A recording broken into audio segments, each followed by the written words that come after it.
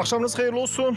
Bakıda saatlar 18:00 keçir və Yurd FM-də Radyo Vəkil proqramı efirdə öz işinə başlayır. Sizinlə mən Xəyal Orucoğludur və düz bir saat ərzində sizinlə həm söhbət olacaq. Bugün də sizə təqdim edəcəyimiz Radyo Vəkildə mövzumuz və eyni zamanda təbii ki müzakirə edəcəyimiz məsələlər olacaq. Radyo Vəkili bilənlər bilir, bilməyənlər üçünsə də xatırladaq ki, biz studiyamızda vəkil dostlarımızı dəvət edirik və onlar həm sizin, həm də bizim suallarımızı cavablandırırlar və təbii ki, həm gündəlik mövzumuz da olur. Həftəçi 5 gün yayımlanır proqramımız və axşam saat 6-dan 7-yə qədər Yurd FM dalğasında radio vasitəsilə bizi dinləmək mümkündür. Bundan savayı isə bizi həm də sosial şəbəkələrdə izləmək də olar. Oradan da öz suallarınızı, öz hüquqla bağlı və hüququn müxtəlif sahələri ilə bağlı olan suallarınızı bizə yollaya bilərsiniz.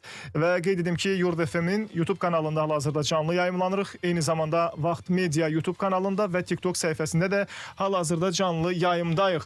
Və bugün danışacağımız məsələ nə ilə bağlı olacaq? Və əvvəlcə istərdim ki, məsələyə keçməmişdən qabaq bizim bugünkü vəkil qonağımızı sizə təqdim edim. Bugünkü vəkil qonağımız Arslan Mikayılovdur. Xoş gəlmisiniz, salamlayırıq sizi. Xoş gördük Xəyal bəy, xoş gördük.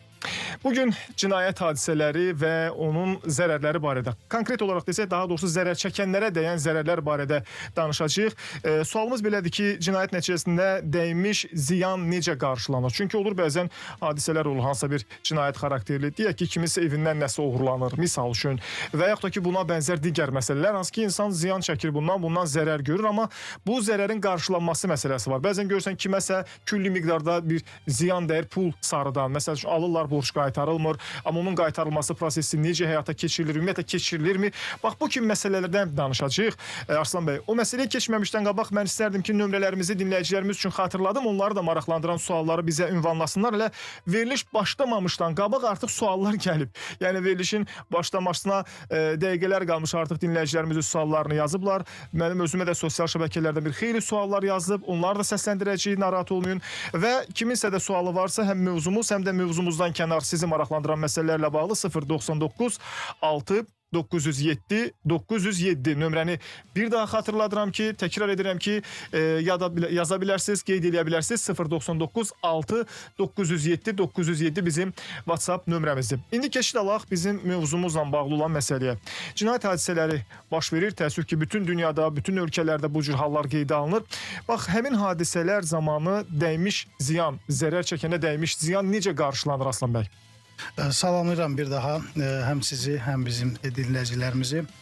Olduqca aktual bir mövzuya toxunmuşuq bugünkü verilişimizdə və çalışacağıq ki, bizə ayrılmış vaxt çərçivəsində vətəndaşlarımızı narahat edən sualları cavablandıraq.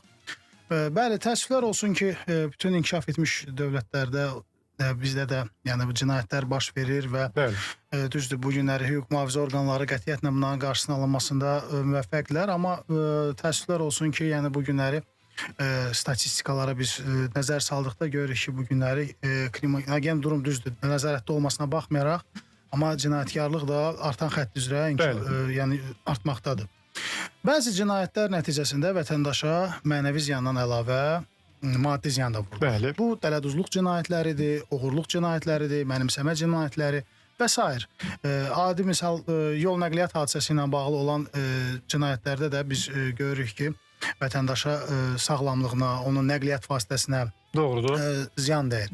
Və vətəndaş bilmir, yəni belə olan halda o nə etməlidir? Düzdür, bugün kifayət qədər vəkillərimiz insanların maarifləndirilməsi istiqamətində müəyyən işlər görür və bu ildə xüsusən də yəni bu işlər daha aktivdir. Çünki bildiyimiz kimi Cənab Prezidentin müvafiq sərəncamına əsasən artıq bu il ölkəmizdə konstitusiya və suverenlik ili çərçivəsində biz də vəkillər kollegiyasının üzvləri olaraq daim insanların maarifləndirilməsində, pulsuz hüquqi yardımın göstərilməsində, müxtəlif aksiyalarda iştirak edirik və insanların maarifləndirilməsində çalışırıq. Amma belə bir layihədə bu günləri iştirak edərək, yəni insanların suallarını cavablandırma əlbəttə ki, sizin radio rəhbərliyinə və eləcə də sizə təşəkkürümü bildirirəm. Təşəkkür edirik sizə. Suala qayıtdıqda isə onu bildirmək istəyirəm ki, yəni ümumiyyətlə normalda əgər vətəndaşa və cinayət qanunvericiliyində, elə xüsusilə cinayət prosessual məcəllədə zərər çəkmiş şəxsin statusu belə bir müəyyən edilmişdir. Əgər şəxsə maddi, mənəvi və ya fiziki ziyan dəyirsə, bu ona qarşı cinayət törənirsə və bu artıq zərər çəkmiş bir şəxsdir.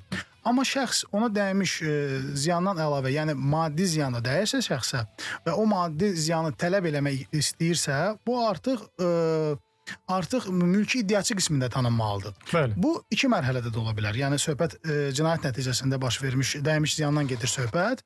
Burada vətəndaş, yəni onun normalda zərər çəkmiş ibtidai istintaq dövründə, misal üçün polisin icraatında dələduzluq cinayəti araşdırılır. Vətəndaş müəyyən edilib ki, istintaqla müəyyən edilir ki, vətəndaşa X bir məbləğdə maddi ziyan vurulur. Bəli. Və artıq o həmin ziyanı tələb edilməsi üçün o müvafiq ərizə ilə müraciət eləməlidir ibtidai istintaqa və ondan sonra da iddia ərizəsini təqdim eləməlidir ki, yəni onun dəymiş ziyanla, yəni cinayətlə birlikdə onun statusu, yəni artıq zərər çəkmişdən əlavə mülki iddiaçı qismində də o tanınsın.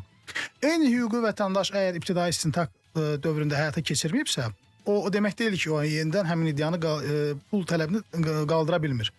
Eyni proses məhkəmə müstəvisində də mümkündür, birinci instansiya məhkəməsində, amma qanunvericilik bir məhdudiyyət qoyur ki, yəni bu məhkəmə araşdırması başlanana da həyata keçirilməlidir. Yəni sadə dildə desək, məhkəmənin hazırlıq iclasında vətəndaş artıq müvafiq ərizəni, yəni zərər çəkmiş şəxs qismində tanınması haqqında ərizəni, eləcə də iddia ərizəsini və müvafiq dövlət rüsumu iş baxılacağı məhkəmənin hesabına köçürərək müvafiq qəbzi də əlavə edilir və məhkəmənin hazırlıq iclasında da o artıq yeni bir status qismində, yəni zərər çəkmişdən əlavə mülki iddiaçı qismində də tanınıla bilir. Bir nüansı soruşum sizdən yeri düşmüşkən. Deyək ki, misal üçün bir şəxs bir neçə adama birindən 10 min, birindən 15 min, birindən 20 min pul vəsaiti mənimsəyib, hansısa bir yolla, dələduzluq yolu ilə və onu mənimsədikdən sonra hüquq mühafizə orqanlarına iş gedib çıxıb, şikayətlər olub və həmin şəxsi saxlayıblar. Belə bir yanaşma var ki, adam həbs olundusa pul batdı. Yəni insanlar arasında belə bir yanaşma var. Ümumiyyətlə belə mi olur?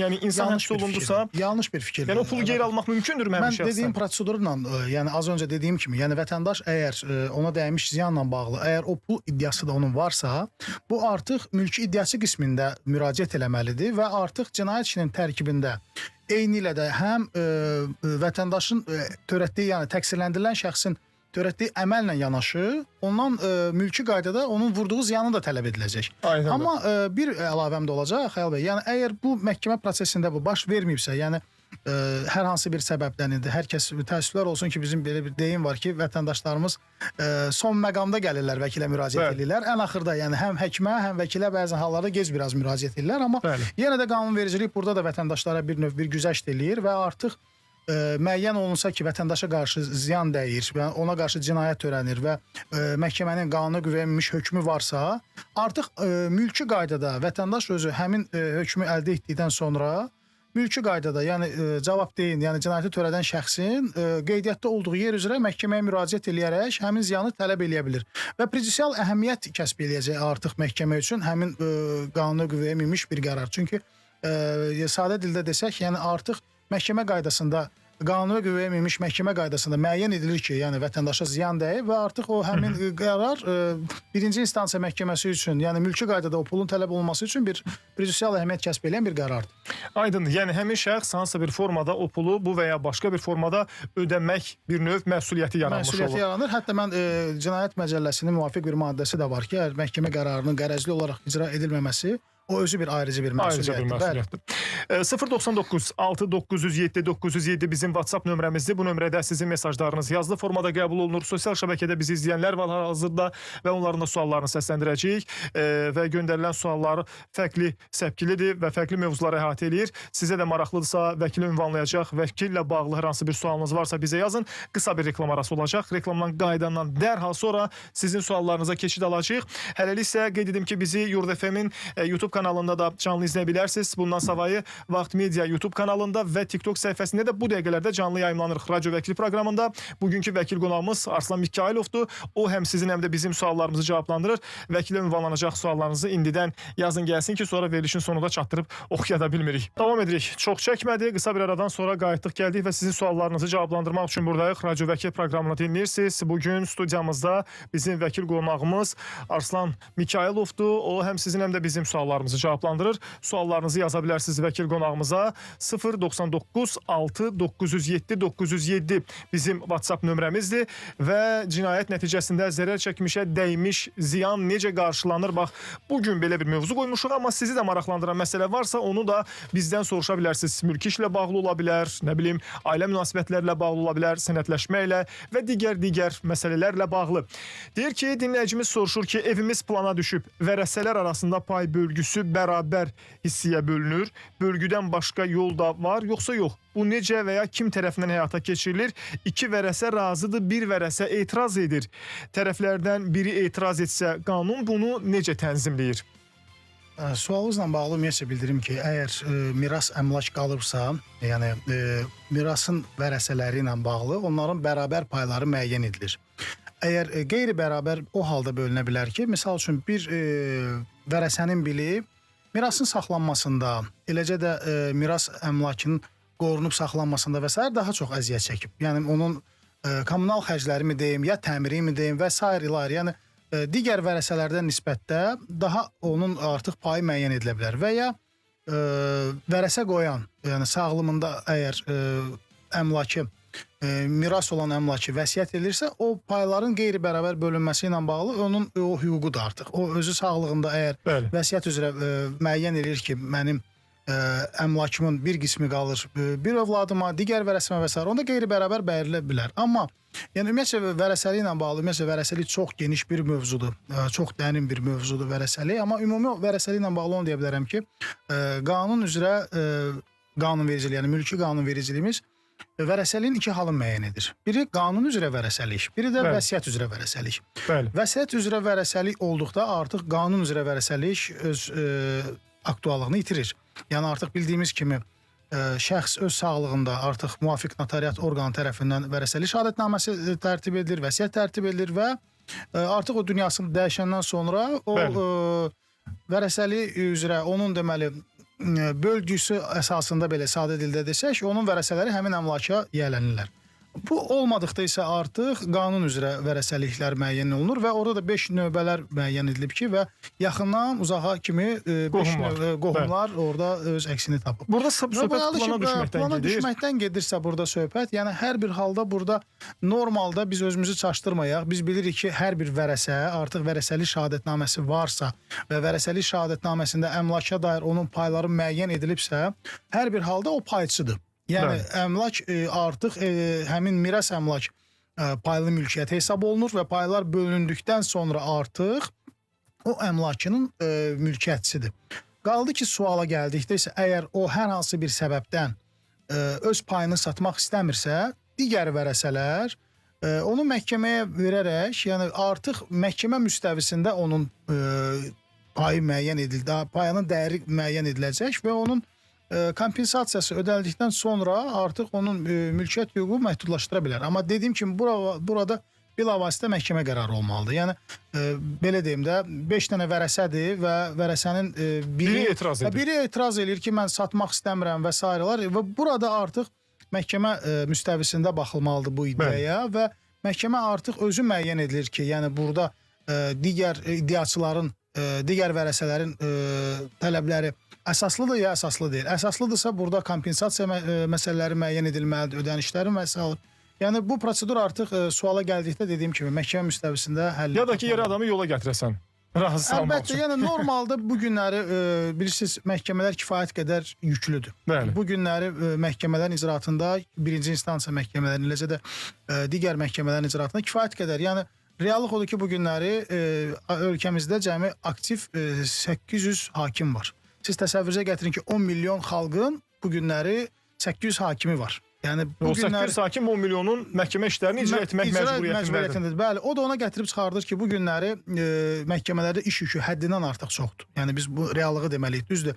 Cənab Prezidentin 2019-cu ildə gözəl bir sərəncamı oldu.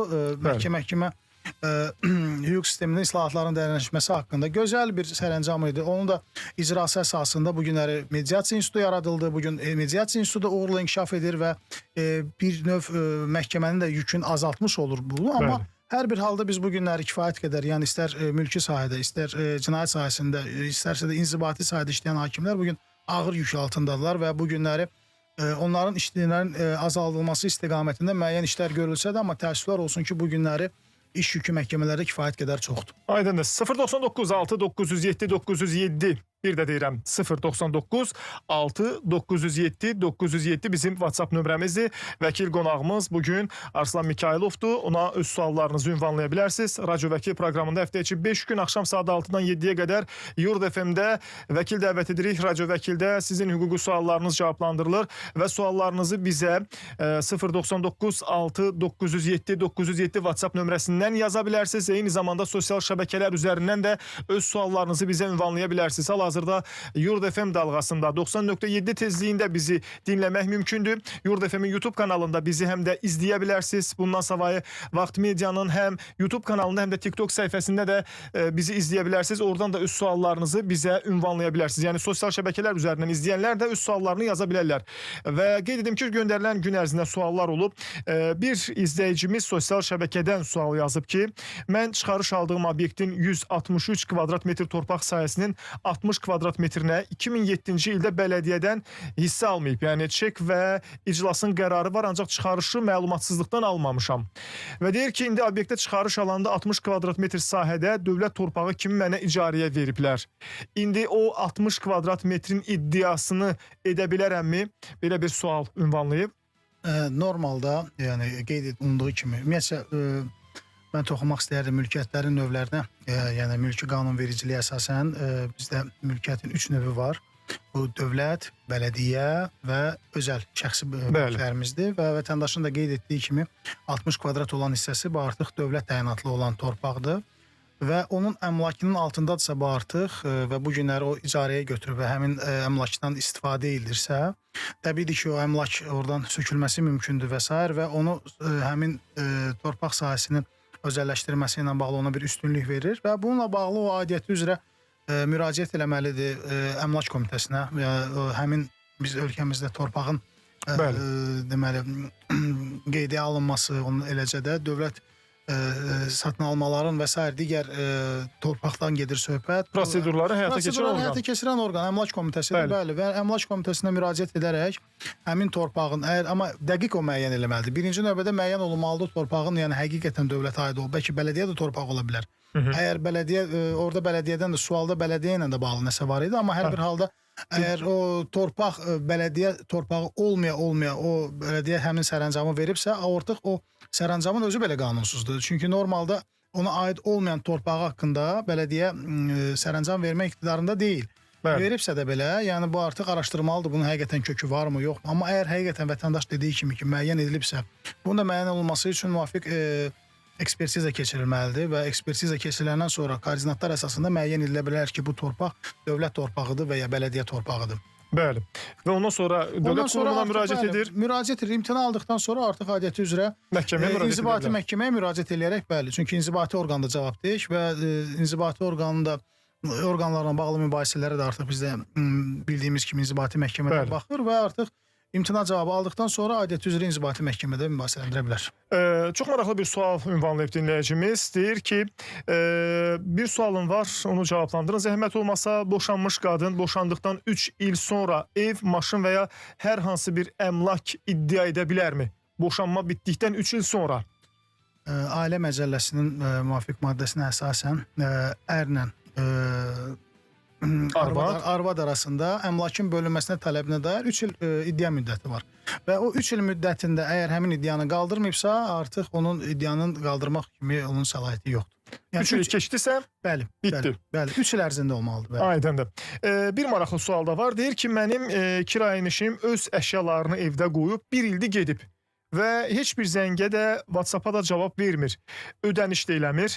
Və mən də deyir, həmin əşyaları 3-4 qonşunun şahidliyi ilə başqa bir yerə köçürə bilərəmmi? Hansı ki, evi açıb, qapını açıb, yəni adamın öz evidir, amma kirayənişin qapını bağlayıb çıxıb gedib, adamın evinin əşyalarına qoyub orada. Hal şahidlərinin olduğu halda əşyanı başqa yerə köçürə bilərmi? Belə bir soruşum. Maraqlı bir kazusdur, Amma normalda bir hüquqşünas olaraq mən onu məsləhət görməzdim eləməyə. Çünki sabahçı günü o hara köçürəcək həmin əşyaları və özbaşına olaraq bu həmin əşyalar əgər digər yerə keçirsə, sabah həmin şəxs iddia qaldıra bilər ki, sən mənim əşyalarımı məhv eləmirsən. Onun sabah əşyaların itilməsi müəyyən oluna bilər və s.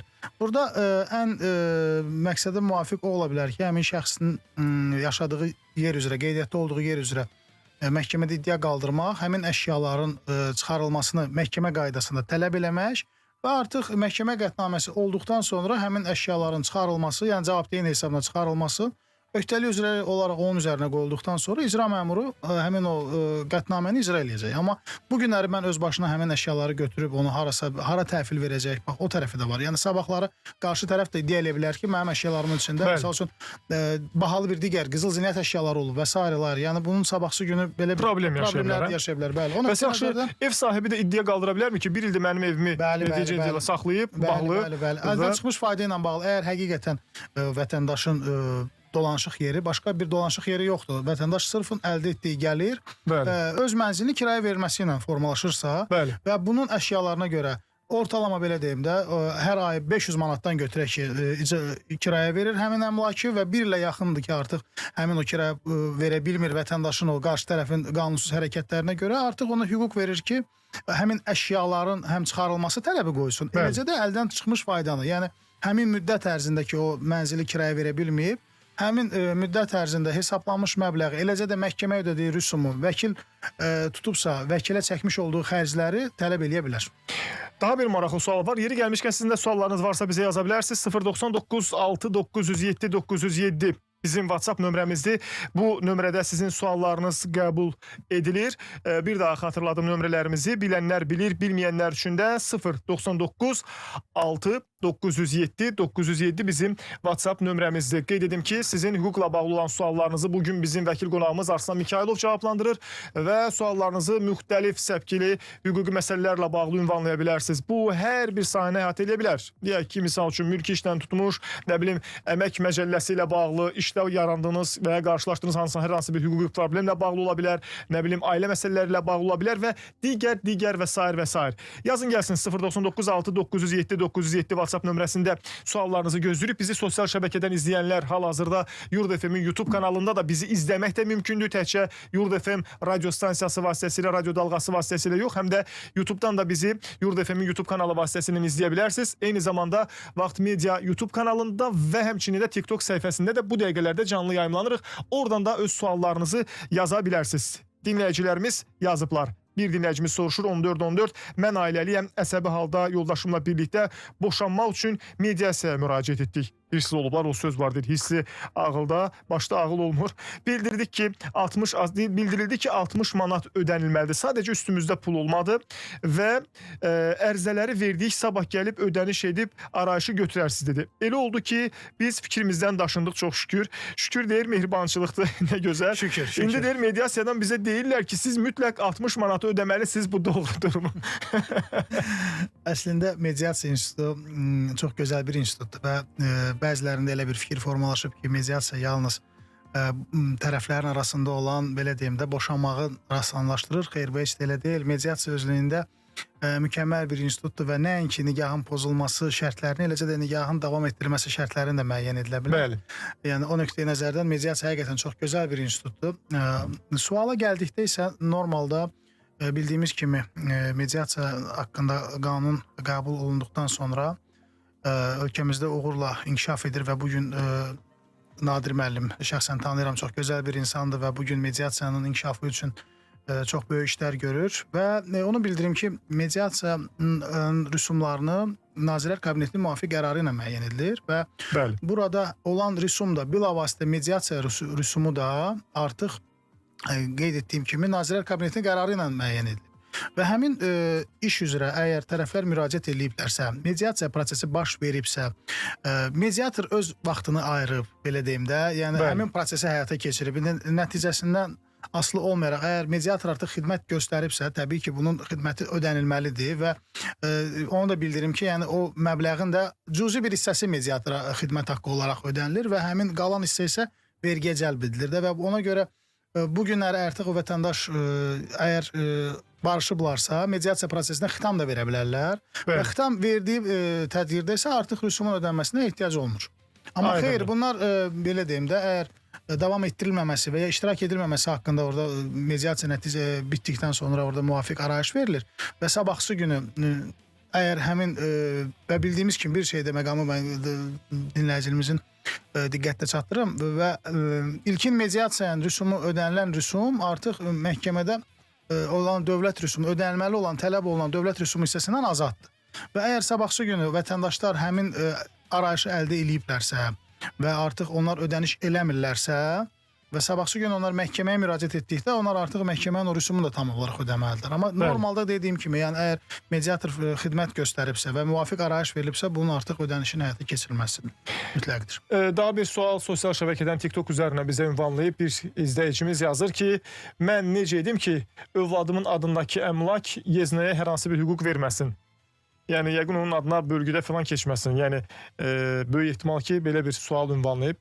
Biraz sual açığı konkret deyil, qeyri-müəyyən bir sualdır. Normalda mən ümumiyyətcə verilişimizin bizim bu günləri mövzumuz cinayətdir, Xəyal bəy. Cinayət işləri ilə bağlı mən amma ünvanlanan bağlı bir xeyli suallar var. Bəli, ünvanlanan suallarımız da məhz elə cinayət sahəsi deyil, mülki sahə üzrədir, amma yəni problem yoxdur hər bir halda. Suala gəldikdə isə ümumiyyətcə onu bildirim ki, normalda qanunvericiliyin tələbidir ki, ərlə arvad arasında olan birgə nikah dövründə əldə olunmuş əmlak, onların birgə nikah dövründə əldə olunubsa, onların hər ikisinin payları müəyyən edilir və birgə nikah dövründə əldə olmuş əmlak isə fərqi yoxdur, istər kişinin, istərsə də qadının adına rəsmiləşirsə, bunların hər bir halda 50-50-yə bunların payları var. İstisna hal odur ki, misal üçün bir tərəf vəsait sərf etmədən, misal üçün pay alır və ya vərəsəliklə onun üzərinə əmlak gəlir. Belə olan halda bu əmlak birgə nikah dövründə əldə edilsə də, bilavasitə həmin şəxsin öz əmlakı hesab edilir. Və burada belə başa düşdüm ki, qaynana və ya qaynata öz qızına və ya öz oğluna ev bağışlamaq istəyir və sabahsı günü həmin onun evin digər, yəni kürəkənə hansısa bir hissəsi qalmasını istəmir. Belə olan halda, yəni tam rahat bir şəkildə deyirəm ki, yəni vətəndaş özü notarius vasitəsilə, müvafiq notarius əmlakın yerləşdiyi yer üzrə və ya asan xidmət vasitəsilə, asan xidmətdə fəaliyyət göstərən notariuslar vasitəsilə həmin əmlakı bilavasitə öz yaxın qohumudursa ona hədiyyə eləyə bilər və hədiyyə etdikdən sonra onun yeznəsi, kürəkəni həmin əmlakla bağlı hər hansı bir pay tələb etmək hüququnu İtirmiş olur. İtirmiş olur, bəli. Bax belə. Daha bir sual var. Deyir, anamla atam ayrılıb, amma rəsmi olaraq nigahları var. Deyir, atam başqasıyla evlidir, anamsa vəfat edib. Biz atamızı yaşadığımız mənzildən qeydiyyatdan çıxara bilərikmi məhkəmə yolu ilə? Aydındır sual. Normalda bilirsiniz ki, müvafiq bugünkü gün qeydiyyatla bağlı ümumiyyətcə bilirsiniz, məhkəmədə bugünkü gün yanaşmalar bir balaca fərqli səpkidədir və bəzi vətəndaşlar da bəzən çətinlik çəkir ki, yəni burada vətəndaş qeydiyyatdadırsa mən bunu necə çıxardım? Burada ümumi desək, biz iki səpkidən yanaşmalıyıq bu işlərə. Kompensasiya hüququ olan vətəndaşlar və kompensasiya hüququ olmayan vətəndaşlar. Yəni normalda bizim mülki məcəlləmizlə mənzil məcəlləmiz arasında, yəni Sovet dövründə qəbul olmuş mənzil məcəlləmiz arasında müəyyən bir ziddiyyət var idi. Bəli. Yəni normalda köhnə qanunvericilikdə Xəyal bəy belə bir müəyyən edilmişdi ki, əgər şəxs mənzildə qeydiyyatdadırsa, o artıq avtomatik payçı hesab edilir. Yeni qəbul edilmiş 2009-cu ildə qəbul edilmiş mülki məcəlləmiz isə, yəni qeydiyyatda olan şəxslərlə bağlı pay hüququnu müəyyən eləmir. Və bununla bağlı Konstitusiya Məhkəməsinin plenumun bir neçə qərarı oldu və son qərarında çox mükəmməl bir qərar oldu.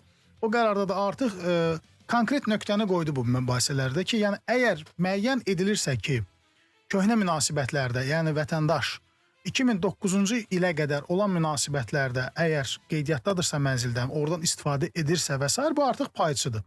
Və sabah onun pay almaq hüququ var. Pul hüquq almaq da sadə dildə desək, bəli, onun istifadə hüququna xitam verildikdən sonra artıq onun kompensasiya hüququ müəyyən edilməlidir. Bəli. Bu məhkəmə tərəfindən həyata keçirilən bir prosedurdur. Və digər bir əsas var. Məsəl üçün, bu günləri Xəyal bəy X bir şəxsdən mənzil əldə edir. Alqı-satqı müqaviləsində müəyyən edilir, qarşı tərəfin üzərində öhdəlik var ki, o 2 ay ərzində həmin əmlakdan qeydiyyatdan çıxacaq, amma 2 ay, 3 ay keçib, amma vətəndaş qeydiyyatdan çıxmır. Belə olan halda Xəyal bəy nə etməlidir? Və bundan sonra polis orqanına ərzi ilə müraciət eləməlisiniz. Yəni əmlakınızın yerləşdiyi yer üzrə polis orqanına müraciət edərək həmin şəxsin pasport qeydiyyatdan çıxarılmasını xahiş edirsiniz və ondan sonra təəssüflər olsun ki, yəni polis orqanı bunu icra eləyə bilmir, çünki bunun üçün məhkəmə qərarı tələb olunur və imtina verdikdən sonra artıq müvafiq inzibati məhkəməyə müraciət edərək həmin şəxslərin qeydiyyatdan çıxarılması tələb edilə bilər.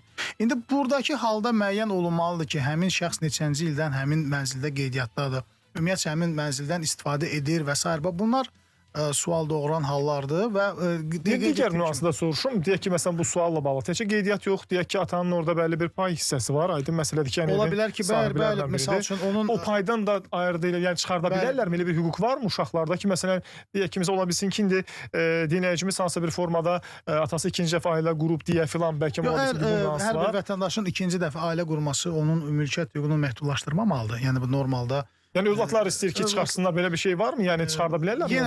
Yenə də burada müəyyən olunmalıdır ki, əgər bu birgə nigah dövründə əldə olunmuş əmlakdırsa, bəlkə də yəni biz müəyyən bilmirəm də, yəni həmin mənzil bunun kimin adındadır, mülkiyyətçisi kimdir, vərəsəlik orada müəyyən edilib və s. yoxsa yox. Amma hər bir halda burada dediyim amillərə diqqət yetirməlidir. Yəni həmin şəxs orada neçənci ildən qeydiyyatdadır və köhnə mənzil məcəlləsi ilə mi təmizlənir həmin şəxsin hüquqları, yoxsa yeni mülki məcəllə ilə? Deyir ki, anam dünyasını dəyişib, onun adına olan Torpaq İslahatı İdarəsi tərəfindən vaxtilə verilmiş şəhadətnaməyə əsasən övlad bu torpaq sahəsini satmaq üçün hansı işləri görməlidir? Ana qardaşı oğluna vəsiyyətnamə verib, onda məbləğ onlar arasında necə bölünməlidir? Belə bir sual ünvanlayıb. Birinci növbədə vərəsəlik açılmalıdır və ölən şəxsin vərəsələri müəyyən edilməlidir. Vərəsələr müəyyən edildikdən sonra isə artıq həmin torpaq sahəsinin özəlləşməsi ilə bağlı Dövlət Əmlak Komitəsinin reyestr xidmətinə müraciət eləməlidir. Yəni torpağın olduğu yer üzrə. Amma burada ən birinci atılmalı olan addım bu vərəsəlikdir. Yəni vərəsəlik artıq müəyyən edilməlidir ki, həmin ölən xanımın, ölən qadının vərəsələri kimlərdir? Ondan sonra isə artıq onlar həmin o miras payını özlərinin adına rəsmiləşməsi ilə bağlı reyestr xidmətinə müraciət edə bilərlər. Bir digər maraqlı sual ünvanlanıb. Yeri gəlmişkən 099. Ümumiyyətcə onu deyim, Xəlil bəy, bütün suallar maşallah olsun, çox maraqlıdır. Mövzudan kənarda olsa, amma maraqlı suallardır. Çox fərqli, siz demiş, kazuslar, keyslər var, hansı ki gəlir və dinləyicilərimiz tərəfindən fərqli suallar ünvanlanır. 099 6 907 907 bizim WhatsApp nömrəmizdir. Bugünkü mövzumuz cinayət nəticəsində dəymiş ziyan necə qarşılanır, necə qarşılanmalıdır, hüquq proseduru necə olur, bu barədə danışırıq. Amma təbii ki, sizə də maraqlı olan məsələləri cavablandırmaq üçün buradayıq. Arslan Mikayılov sizin suallarınızı cavablandırır, eləcə də bizim suallarımızı cavablandırır və reklama keçməmişdən bir sualı səsləndirəcəm. Bizə sosial şəbəkələrdən yazıblar. Yeri gəlmişkən bizi həm də sosial şəbəkələrdə izləyə bilərsiniz. Təkcə Radio Dalğada deyil, 90.7 tezliyində deyil, həm də Yurd FM-in YouTube kanalı vasitəsilə bizi izləmək mümkündür. Hal-hazırda orada canlı yayımlanırıq. Həmçinin Vaxt Media və orada da YouTube və TikTok səhifəsində hazırda canlı yayımdayıq. Elə bizə sosial şəbəkədən, daha dəqiq desək TikTokdan yazıb bir izləyicimiz ki, ipoteka ilə alınan və krediti davam edən evi boşandıqda bu ev necə bölünür? Orada qeyd olunan məsələlərdə bir çox məhkəmə mübahisələri kifayət qədərdir. Belə olan halda artıq əgər əmlak birgə nigah dövründə əldə edildiyi üçün burada paylar müəyyən edilir.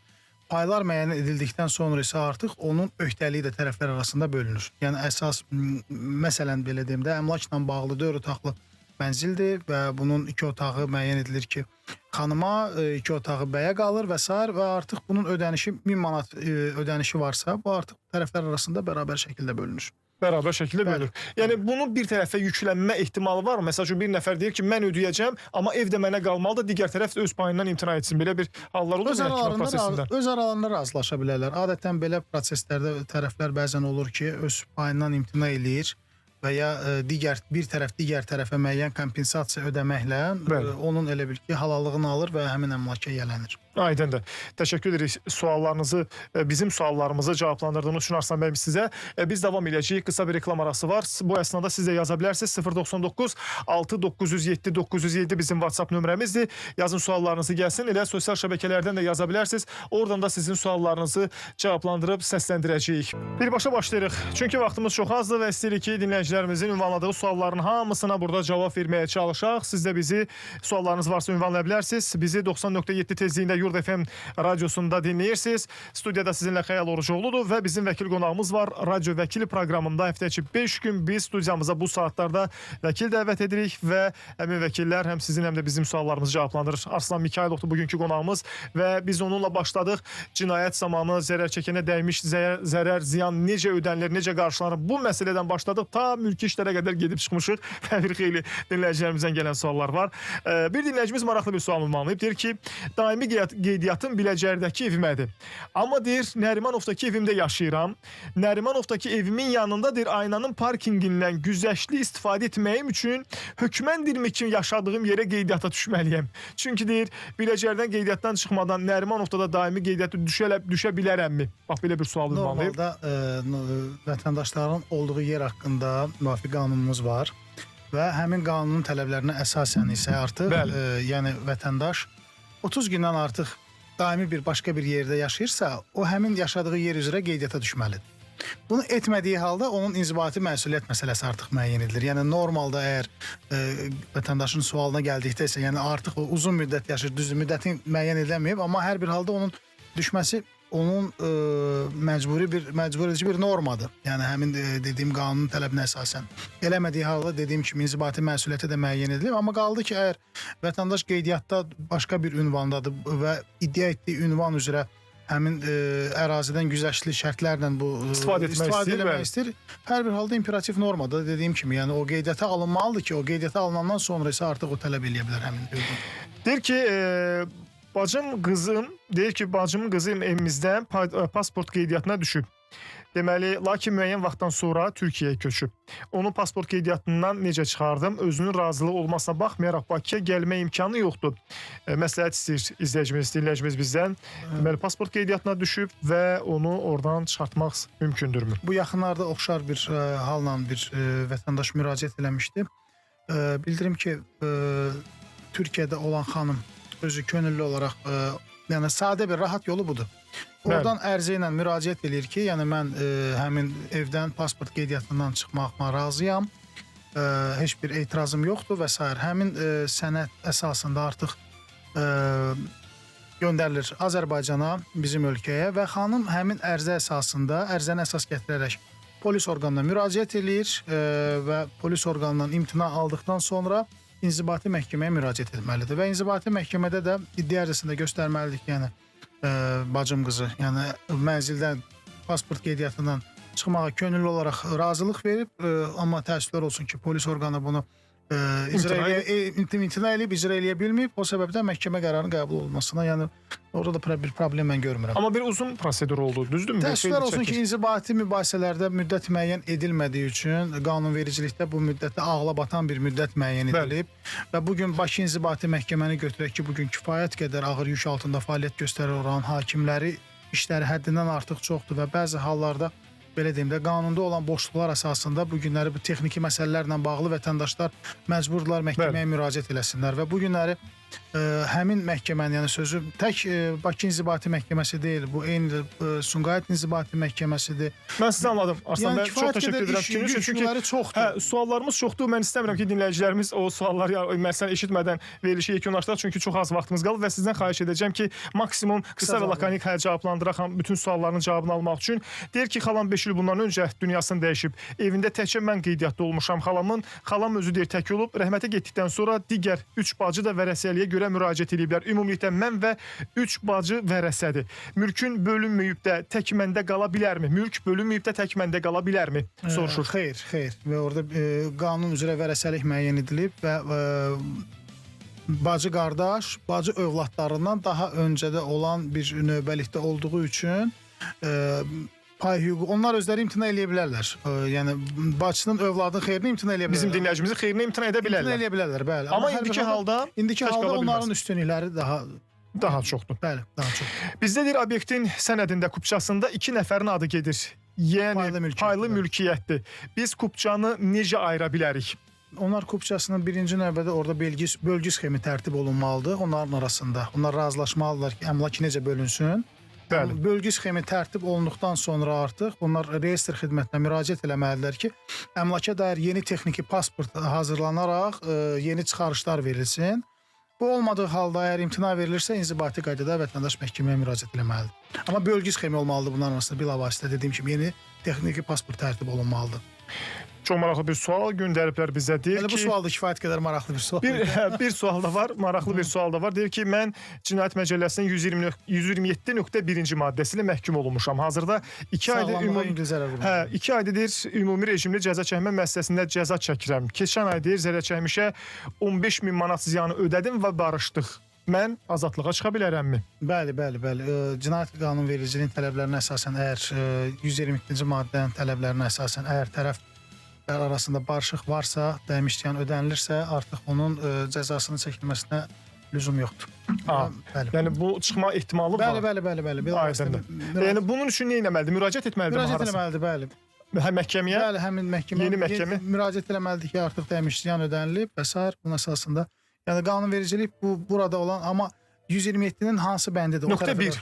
Nöqtə 1-dirsə, əgər tərəflər arasında barışıq əldə olunsa, dəymiş ziyan dəyirsə, qarşılanırsa, bu artıq məsuliyyətdən azad oluna bilər. Bəli. Aydındır. Bir son sualda səsləndirəcəm və yekunlaşdıracaq. Deyir ki, atamın evi var, qardaşım evli və atamla yaşayır. 2 uşağı var, 8-10 yaşlarındadır. Mən də deyir, ərdəyəm. Bir uşağım var, kirayədə yaşayıram. İllərlə atamın evinin tikilməsinə, təmirinə mən etdirmişəm və bütün ailəmiz, qohum əqraba da bunu bilir. Amma gəlindir bu aralar deyir ki, ev mənim və uşaqlarımındır. Bu qanun olaraq doğrudurmu? 11 il ərzində isə yaşadıkları evdə heç bir xərcləri çıxmayıb. Kommunal xərclər və digər xərclər belə başa düşdüm ki, bizim bu dinləyicimiz ünvanlamış olub və xahiş edirəm bir cavab verərdiniz mümkünsə. Pay haqqını soruşur. Payla bağlı soruşur. Bu günlər əgər evin mülkiyyətçisi sağdırsa, o mülkiyyətçi hesab edilir və çıxarış olaraq dövlət reyestri onu mülkiyyətçi kimi tanıyır. Bəli. Və xanımın orada hər hansı bir pay tələb etmək hüququ yoxdur. Sadəcə çəkilmiş olduğu xərclərlə bağlı, əgər bugünkü gün vətəndaş hesab edirsə ki, onun əmlakı dəyər, əmlakın yaxşılaşdırılması ilə bağlı vəsait sərf edib və s. həmin şəxsə qarşı həmin o məbləğin mülki qaydada tələb olunması ilə bağlı məhkəməyə müraciət edə bilər. Yəni bu bilavasitə təmiri, əmlakın saxlanması, ondan sonra yaxşılaşdırılması üçün gördüyü işlərlə bağlı sərf etdiyi məbləği əmlakın mülkiyyətçisindən tələb edə bilər. Aydındır.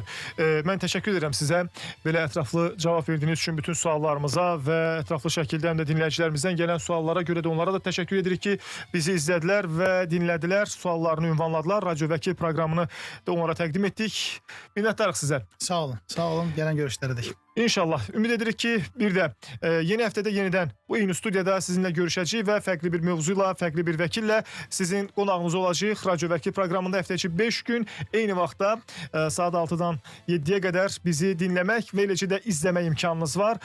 Odur ki, elə indidən də sosial şəbəkələrdə də suallarınızı yaza bilərsiniz. Mən ünvanlanan sualların hamısını özüm üçün götürürəm, qeyd edirəm və elə veriliş boyunca da vəkillərimizdən soruşub cavabını almağa çalışırıq.